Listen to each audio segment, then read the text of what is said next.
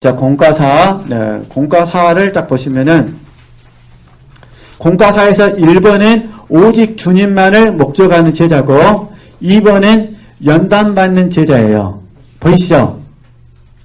네, 공과사. 그래서 연단받는 제자는 제가 설명을 못 할 것 같고, 이건 이제 개인적으로 묵상하시고, 그래서 제가 다음에 왔을 때 설명해 드릴게요. 그 대신 오직 주님만을 목적하는 제자, 이 공과사는 이제 어떤 의미냐면은, 자, 수도사들이 평생을 수도원에서 주님을 알고 얻고 소유하기 위해서 훈련하는 과정 가운데 성령의 역사하심이라는 공과 속에서 두 가지 방법을 알게 된 거예요. 첫 번째가 뭐냐? 성령이 임재하는 것도 일하심이고, 두 번째, 부재하는 것도 뭐라? 성령의 일하심이다. 이게 알게 됐다. 그런 부분입니다. 그래서 제가 이걸 써놓은 거예요. 그래서 잠깐 보시면은, 오직 주님만을 목적하는 제자, 주님 없이는 살 수 없는 제자입니다. 그래서 하나님의 임재 때에도 주님만을 뭐하고요? 목적하고, 그죠? 하나님의 징계 때에도 주님만을 뭐하자? 목적하자. 그 말입니다. 그러니까, 임재 때에도 주님만을 목적하고, 부재 때에도 뭐 하는 거죠? 자, 이 부재 때는 이제 제가 징계로 쓰는데, 부재 때에도 우리가 하나님의 역사하심을 바라보자. 그죠? 그러면 우리가 시편, 3편, 4편, 사실은 이 공부하려면요, 이제 어떻게 해야 되냐면은, 좀 한 10분이나 15분 정도 우리 지체들이 묵상하시고, 그래서 같이 공유하시고, 이 시간에 좀 발표를 해 주셔야 돼요. 그러면 좀 더 실질적으로 도와드릴 수가 있는데, 우리 세미나는 뭐 시간이 아까워서 그렇게 못하고 있거든요. 왜냐면은, 제가 가르치는 것도 중요하지만은, 우리 지체들이 지금 현재 이거 경험하고 계시기 때문에, 이 경험을 우리에게, 다른 분에게 공유를 하는 게 더 실제적인 방법이거든요. 그러죠? 자, 그럼 봐보세요. 시편 3편, 4편은 잘 아시죠? 징계받을 때잖아요. 그러니까 다윗이 쓴 시인데, 압살롬의 반란으로 인해서 광야로 도망갔을 때예요. 자, 그러면 제가 예를 들어서 설명해 보는 겁니다. 예를 들어서 자, 보세요. 시편 57편하고 한번 예를 들어보세요. 시편 57편은 잘 아시죠? 사울왕을 통해서 다윗이 도망갔을 때 쓴 시예요. 잘 아시죠? 새벽을 말이라 깨우리라 그 말이에요. 새벽을 깨우리라.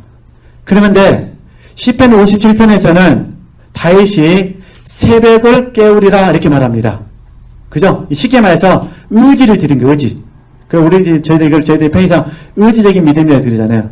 의지적 믿음. 의지를 드린 거예요. 지금 너무너무 힘이 드는데 내가 하나님을 찬양하겠습니다. 내가 새벽을 깨우겠습니다. 하나님만 영광 받으셔야 됩니다. 이랬다는 거예요. 근데 시편 3편하고 4편은 의지를 안 들으셔요.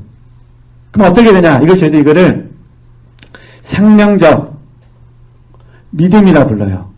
이거는 쉽게 말해서 하나님의 선하심을 그냥 그대로 그냥 관계성 안에서 그대로 받아들이는 거예요. 그대로 의지를 들일 필요가 없어요. 이해되죠?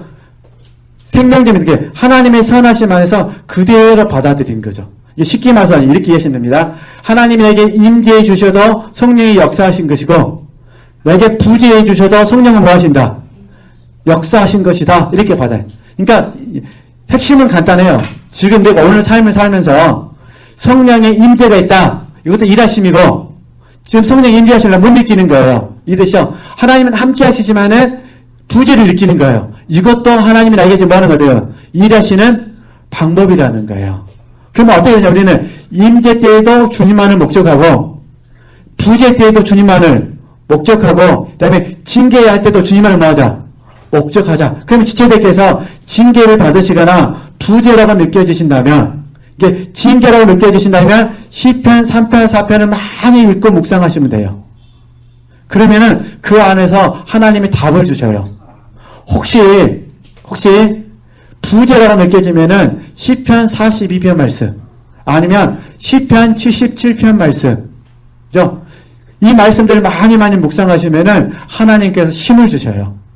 그렇게 해서 우리가 주님만을 목적하는 제자가 됩니다. 자, 그걸 제가 말씀드렸잖아요. 근데 사실은 주님만을 목적하기 위해서는 반드시 뭘 받으셔야 된다? 연단을 받으셔야 된다. 그래서 이제 제가 유인물에는 징계라는 연단은 쓰지 않았어요.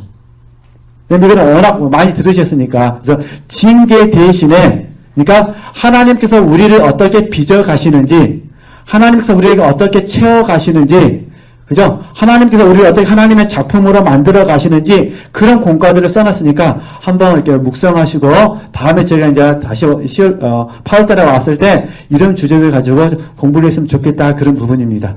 지금은 아시겠죠? 그러니까 저 자신도 이제 강의를 끝내야 되기 때문에 저도 힘들고 어려울 때마다요. 시편 3편과 4편 말씀을 묵상합니다.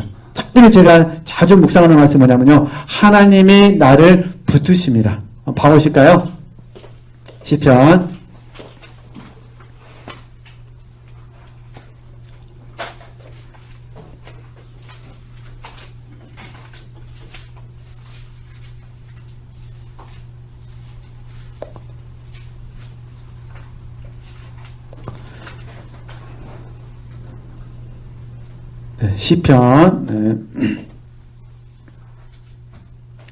3편 그 다음에 4편인데 책이 달라가지고 저 빨리 찾을게요.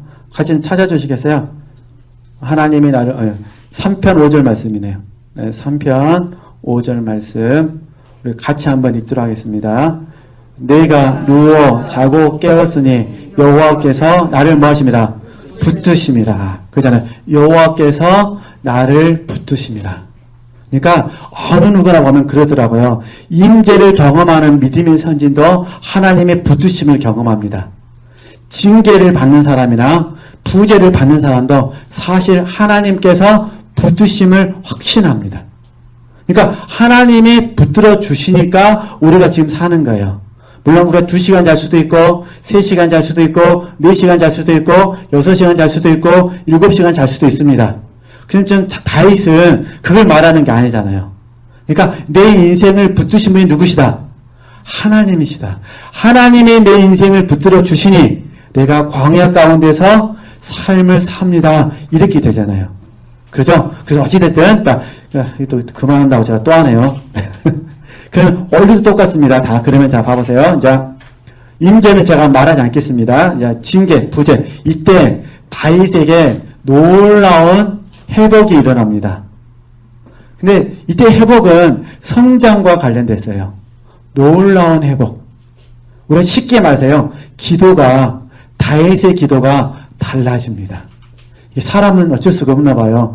광야에 들어가야 기도가 달라지는 것 같아요. 그러잖아요. 쉽게 말해서 기도가 순전하다 그럴까요? 강기성 안에서 기도가 회복됩니다. 그러잖아요. 하나님이 나를 붙드십니다. 내 안에 두신 기쁨은 다 달라요. 천만인이 나를 둘러친지라도 내가 두려워하지 않습니다. 그러잖아요. 그러니까 제 말은 어차피 기도는 하나님과 다윗과의 관계잖아요. 이게 저와 여러분도 사실은 징계를 받을 때나 부재 속에 있을 때요. 정말 기도는 순수한 것 같아요. 하나님은 어떤 것이 아니라 누구만을 구하는 거죠? 하나님만을 구하는 거예요. 제가 여기서 표현하는 것은 하나님만 목적한다 그랬잖아요. 하나님만 목적하는 기도가 된다는 거예요. 하나님이 왕권을 회복시켜 주십시오. 이게 없습니다. 하나님만 나는 있으면 충분합니다. 이렇게 된 거죠. 이게 첫 번째고 두 번째가 좀 표현이 좀 이상하지만 사랑이 회복됩니다. 사랑. 쉽게 말해서 자기 아들 압살롬이 불쌍하게 느껴지는 거예요. 그런 말씀은 없어요. 시편 3편과 4편은 그런 말씀은 없는데 나중에 요압에게 붙어가잖아요.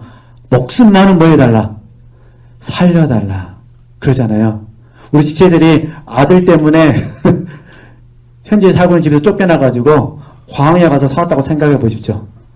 다시 회복됐다고 생각했을 때 그 아들 어떻게 하랍니까? 이 망할 놈 하면서 그냥 이를 다 뽑아버리랍니까?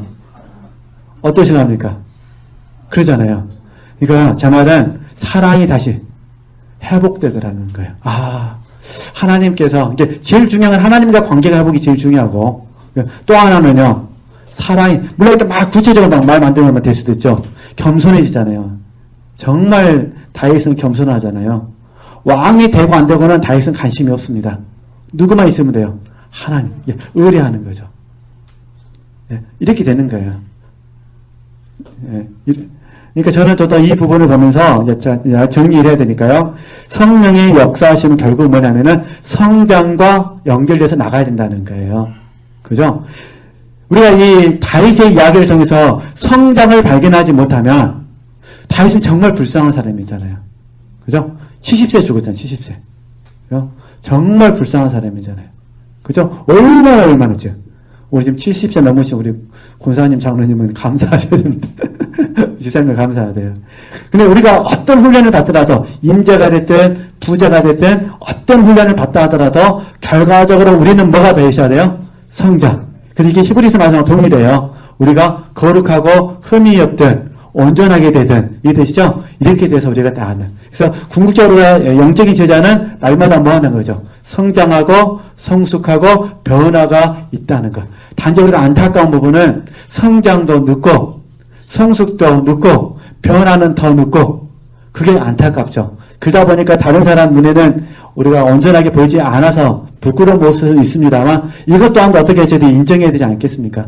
그러잖아요. 그러니까 이렇게 하시고 우리가 4개월 동안은 열심히 훈련해 주시면 감사하겠습니다.